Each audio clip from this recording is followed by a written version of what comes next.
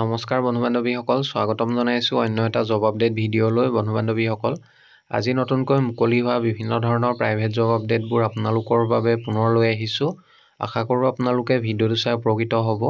অনুগ্ৰহ কৰি আপোনালোকে ভিডিঅ'টো শেষলৈকে চাব, তেতিয়া গোটেই জবখিনিৰ বিষয়ে সবিশেষ জানিব পাৰিব আৰু আবেদন কৰিব পাৰিব।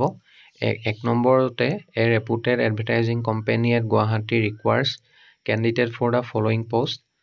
এক নম্বৰ পোষ্টটো হৈছে marketing executive. Educational qualification HS বা গ্ৰেজুৱেট পাছ কৰা হ'লে এপ্লাই কৰিব পাৰিব আৰু যদি ৰিলেভেণ্ট ফিল্ডত কাম কৰা অভিজ্ঞতা আছে প্ৰিফাৰেঞ্চ দিয়া হ'ব। 2 নম্বৰতে গ্ৰাফিক ডিজাইনাৰ অফছেট প্ৰিণ্টিঙৰ বাবে বিচাৰিছে। ছেম ফিল্ডত কাম কৰা অভিজ্ঞতা থকাসকলক প্ৰিফাৰেঞ্চ দিয়া হ'ব। ইচ্ছুক প্ৰাৰ্থীসকলে এপ্লাই কৰিবৰ বাবে মেইল আইডি দিয়া হৈছে। মেইলৰ জৰিয়তে বায়'ডাটাখন পঠিয়াব পাৰিব আৰু ইমেইলৰ ছাবজেক্ট লাইনত কোনটো পোষ্টৰ বাবে আপোনালোকে আবেদন কৰিছে, applied for the post of, সেইটো মেনশ্যন কৰিবলৈ নাপাহৰিব। পাছলৈ যিসকলে শ্বৰ্ট লিষ্টেড হয় তেখেতলোকক যোগাযোগ কৰা হ'ব। নেক্সট জবটোলৈ আহিছোঁ। 2 নম্বৰতে a fast growing reputed company having its regional office at Guwahati invited candidates for the following post. এ নম্বৰ পোষ্টটো হৈছে ফিল্ড এক্সিকিউটিভ। জবটোৰ বাবে মেইল কেণ্ডিডেট বিচৰা হৈছে। Educational qualification minimum HS pass বিচাৰিছে। লগতে জবটোৰ বাবে আপোনালোকৰ 2 হুইলাৰ থাকিব লাগিব। এক্সপেৰিয়েঞ্চ বিচৰা হৈছে 1 to 2 years এটা ফিল্ড ৱৰ্কৰ অভিজ্ঞতা থাকিলে এপ্লাই কৰিব পাৰিব। চেলাৰী নিগচিয়েবল হ'ব বা এক্সপেৰিয়েঞ্চৰ ওপৰত ভিত্তি কৰি দিয়া হ'ব। বি নম্বৰ পোষ্টটো হৈছে একাউণ্টেণ্ট। এডুকেশ্যনেল কোৱালিফিকেশ্যন BCom পাছ বিচাৰিছে। লগতে জবটোৰ বাবে আপোনালোকৰ টেলি আৰু মাইক্ৰ'ছফ্ট এক্সেলত কাম কৰা মিনিমাম 2 পৰা 3 বছৰ অভিজ্ঞতা থাকিব লাগিব। চেলাৰী নিগচিয়েবল হ'ব বা এক্সপেৰিয়েঞ্চৰ ওপৰত ভিত্তি কৰি জবটোৰ বাবে চেলাৰী দিয়া হ'ব। ইয়াৰ লগতে চি নম্বৰ পোষ্টটো হৈছে legal executive. Educational qualification LLB বিচৰা হৈছে আৰু লগতে লাইচেঞ্চ থাকিব লাগিব। 1 to 2 years এক্সপেৰিয়েঞ্চ বিচৰা হৈছে।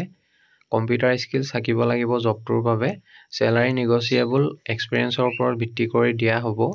ডি নম্বৰ পোষ্টটো হৈছে মাৰ্কেটিং এক্সিকিউটিভ। জবটোৰ বাবে মেইল কেণ্ডিডেট বিচাৰিছে। এইচএছ পাছ বিচাৰিছে এডুকেশ্যনেল কোৱালিফিকেশ্যন। লগতে মিনিমাম 1 to 3 year এটা এক্সপেৰিয়েঞ্চ বিচৰা হৈছে মাৰ্কেটিং ফিল্ড। জবটোৰ বাবে আপোনালোকৰ 2 হুইলাৰ থাকিব লাগিব। চেলাৰী লাভ কৰিব আপ টু 20,000লৈকে। এক্সপেৰিয়েঞ্চৰ ওপৰত ভিত্তি কৰি লাভ কৰিব।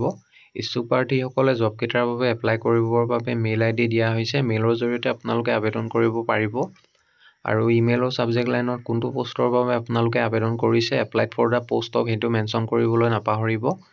পাছলৈ যিসকলে শ্বৰ্ট লিষ্টেড হয় তেখেতলোকক যোগাযোগ কৰা হ'ব বা ইণ্টাৰভিউৰ কাৰণে মতা হ'ব। বন্ধু-বান্ধৱীসকল, এইখিনিতে এটা আপোনালোকলৈ সৰু ৰিকুৱেষ্ট, ভিডিঅ'টো চাই যদি ভাল পাইছে লাইক এটা কৰিবলৈ নাপাহৰিব। লগতে আমাৰ চেনেলটো যদি প্ৰথমবাৰলৈ ভিজিট কৰিছে ছাবস্ক্ৰাইব কৰি ল'ব। এনেকুৱা সকলো ধৰণৰ প্ৰাইভেট জব আপডেটবোৰ আপোনালোকে আমাৰ এই চেনেলটোৰ জৰিয়তে প্ৰতিদিনে পাই থাকিব। নেক্সট জবটোলৈ আহিছোঁ। 3 নম্বৰতে vacancy leading digital news channel ৰিকুৱাৰ্ছ। 1 number পোষ্টটো হৈছে আছামিজ নিউজ কণ্টেণ্ট ৰাইটাৰ। ৱেবছাইটৰ বাবে বিচাৰিছে। 2 নম্বৰ পোষ্টটো হৈছে Photoshop and Adobe after effects expert.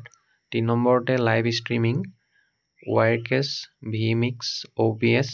জবকেইটাৰ বাবে ফ্ৰেছাৰ্ছসকলে এপ্লাই কৰিব পাৰিব।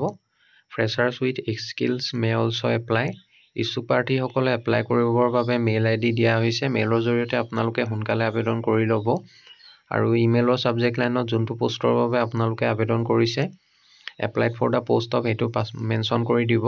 পাছলৈ যিসকলে শ্বৰ্ট লিষ্টেড হয় তেখেতলোকক যোগাযোগ কৰা হ'ব। নেক্সট জবটোলৈ আহিছোঁ। 4 নম্বৰতে application invited for post of marketing executive accountant and part time pharmacist for a super speciality clinic in Guwahati. Marketing executive পোষ্টৰ বাবে এইচএছ বা গ্ৰেজুৱেট পাছ কৰা হ'লে এপ্লাই কৰিব পাৰিব আৰু একাউণ্টেণ্ট পোষ্টৰ বাবে BCom বা MCom পাছ কৰা হ'ব লাগিব আৰু ফাৰ্মাচিষ্ট পোষ্টৰ বাবে ডিপ্ল'মা ইন ফাৰ্মাচী বা বেচেলৰ ফাৰ্মাচী ডিগ্ৰী থাকিলে এপ্লাই কৰিব পাৰিব। জবকেইটা গুৱাহাটীৰ ছুপাৰ স্পেচিয়েলিটি ক্লিনিক এখনৰ ফালৰ পৰা মুকলি হৈছে। ইচ্ছুক প্ৰাৰ্থীসকলে এপ্লাই কৰিবৰ বাবে হোৱাটছআপ নম্বৰ দিয়া হৈছে। হোৱাটছআপ নম্বৰ জৰিয়তে আপোনালোকে বায়'ডাটাখন পঠিয়াব পাৰিব আৰু বায়'ডাটাখন পঠিয়াওঁতে আপোনালোকে কোনটো পোষ্টৰ বাবে আবেদন কৰিছে মেনশ্যন কৰি দিব। পাছলৈ যিসকলে শ্বৰ্ট লিষ্টেড হয় তেখেতলোকক যোগাযোগ কৰা হ'ব আৰু নাম্বাৰটোত আপোনালোকে কল নকৰিব, হোৱাটছআপৰ জৰিয়তে বায়'ডাটাখন পঠিয়াব পাৰিব। নেক্সট জবটোলৈ আহিছোঁ। 5 নম্বৰতে urgent ৰিকুৱাৰ A minimum 3 to 4 years of experience electrical engineer.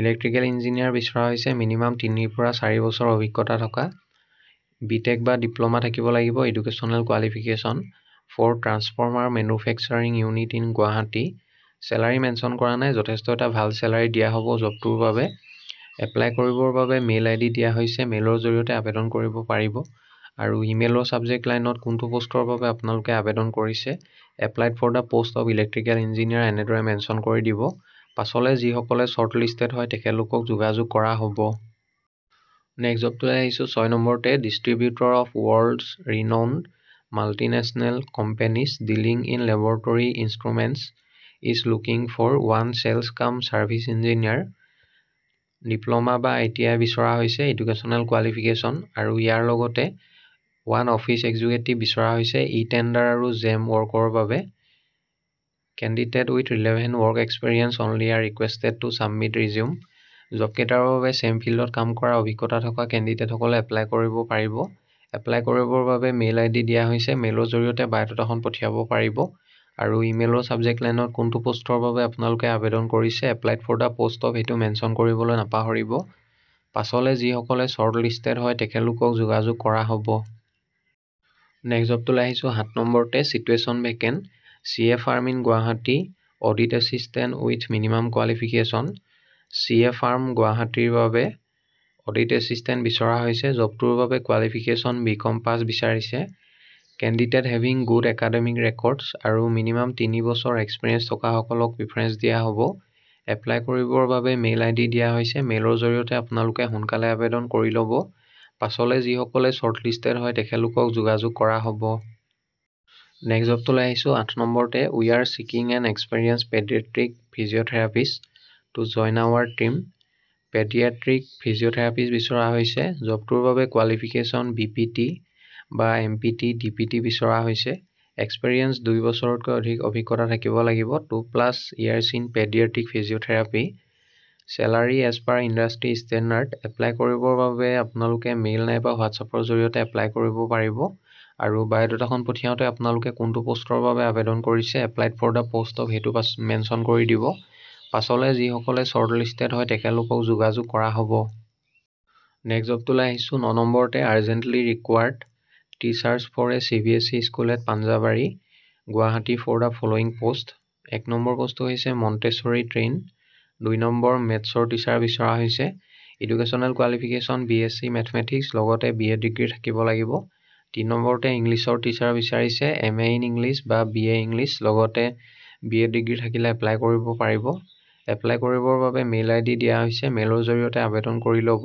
আৰু ইমেইলৰ ছাবজেক্ট লাইনত কোনটো পোষ্টৰ বাবে আপোনালোকে আবেদন কৰিছে applied for the post of সেইটো মেনশ্যন কৰিবলৈ নাপাহৰিব পাছলৈ যিসকলে শ্বৰ্ট লিষ্টেড হয় তেখেতলোকক যোগাযোগ কৰা হ'ব বন্ধু বান্ধৱীসকল আশা কৰোঁ আপোনালোকে ভিডিঅ'টো চাই উপকৃত হ'ব যদি ভিডিঅ'টো চাই ভাল পালে লাইক এটা কৰিবলৈ নাপাহৰিব লগতে আপোনালোকৰ বন্ধু বান্ধৱীৰ মাজত শ্বেয়াৰ কৰি দিব অহাকালিলৈ পুনৰ আন এটা নতুন জব আপডেট ভিডিঅ'ৰ সৈতে আপোনালোকক লগ পাম ধন্যবাদ